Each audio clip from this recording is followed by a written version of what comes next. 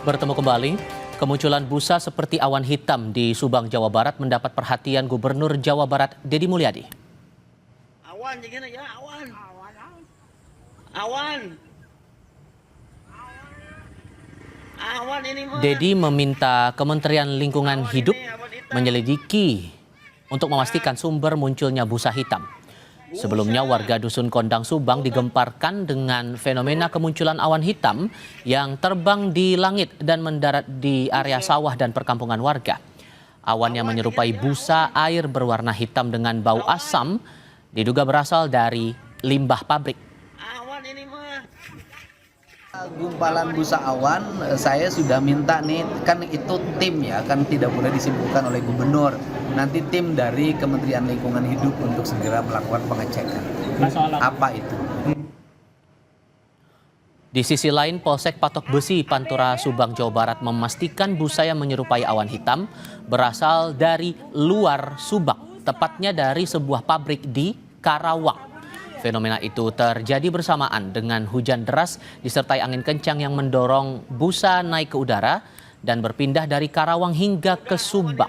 Polisi memastikan busa tidak beracun. Dari pihak kepolisian sudah mengecek bahwa buih busa itu berasal dari satu perusahaan yang ada di Karawang. Jadi bukan yang ada di wilayah Subang. Karena mengingat pada hari Jumat itu ada hujan cukup besar dan angin, jadi buih tersebut terbang ke wilayah Subang ataupun wilayah Patok Besi. Kami juga tadi sudah konfirmasi ke perusahaannya bahwa buih tersebut tidak mengandung beracun. Lalu dari mana asal awan hitam di langit Subang? Kita tanyakan langsung ke pengendali dampak lingkungan, ahli muda Dinas Lingkungan Hidup Subang. Sudah ada Kang Cece Rahman. Kang Cece, ini sudah dipastikan awan hitam ataupun busa berwarna hitam yang sempat terbang di langit Subang ini berasal dari mana, Kang? Nah, sumbernya kita juga kurang tahu ya.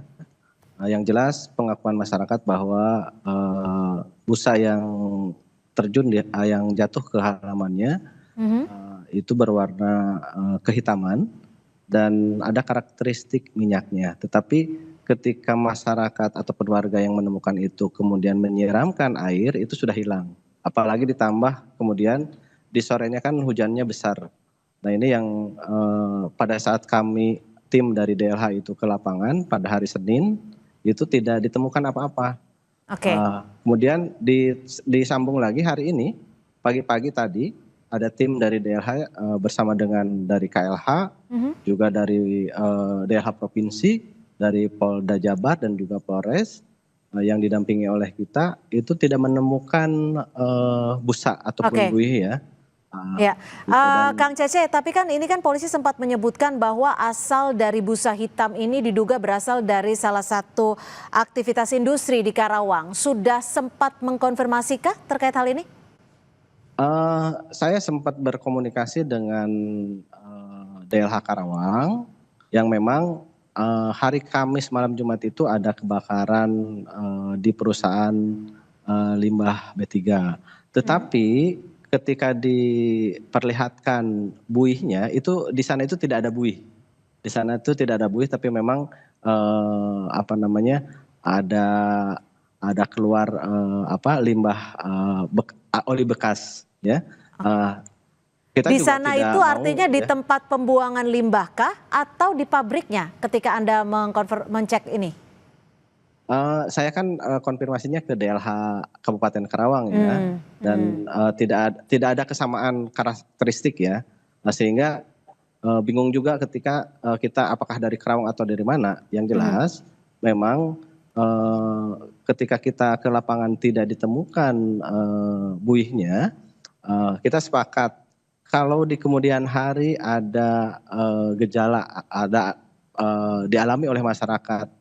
Ada gatal-gatal atau apapun, nanti kita akan ambil sampel apakah itu airnya ataupun itu tanah. Oke, lalu apa antisipasinya? Kan kita kalau ini memang menimbulkan bau tidak sedap dan juga ini diduga berasal dari limbah pabrik, tentunya tidak bisa menunggu lain waktu.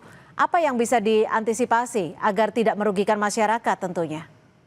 Mungkin kita menghimbau ke perusahaan yang ada di sekitar Kabupaten Subang untuk lebih apik lagi di dalam mengelola air limbah ataupun pengelolaan lingkungan di perusahaan-perusahaan itu harus lebih apik lagi. Sesuai dengan dokumen yang dibuat oleh mereka itu sendiri. Oke, kalau dari DLH sendiri dugaannya apa ini? Ya kita kalau tidak bisa diuji susah juga kan, tidak ada barang buktinya kan. Kalau misalkan ada dari foto bukti, tidak bisa terlihat. Apakah sudah meminta keterangan dari warga setempat?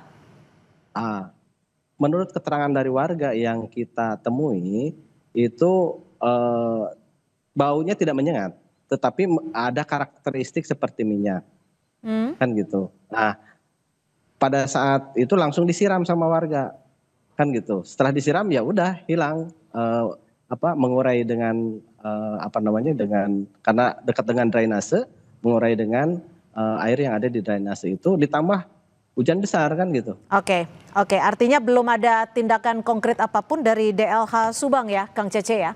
Tindakan konkretnya kita menemui pengadu yang melaporkan ke Pak Bupati yang ditindaklanjuti oleh kita. Tetapi ketika misalkan tidak ada barang bukti yang diperlihatkan di dalam video, ya susah juga kita ngambil sampelnya. Makanya kita menyampaikan ke warga ketika ada gejala ataupun ada gatal-gatal atau segala macam di sekitarnya, bisa lapor ke kami sehingga kami ngambil sampel apakah air itu tercemar atau tidak.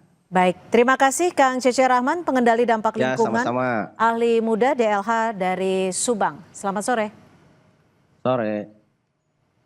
Kita beranjak ke berita lain, Saudara. Sidang kasus kematian Prada Luki Namo telah berjalan sejak awal pekan hingga Rabu kemarin dan dilanjutkan pada pekan depan. Dalam sidang, keluarga Prada Luki meluapkan emosi di Pengadilan Militer Kupang kepada para terdakwa. Mereka meminta para terdakwa dihukum berat. Anak saya tidak salah, kau bunuh. Turut berduka cita atas adik kami sendiri juga.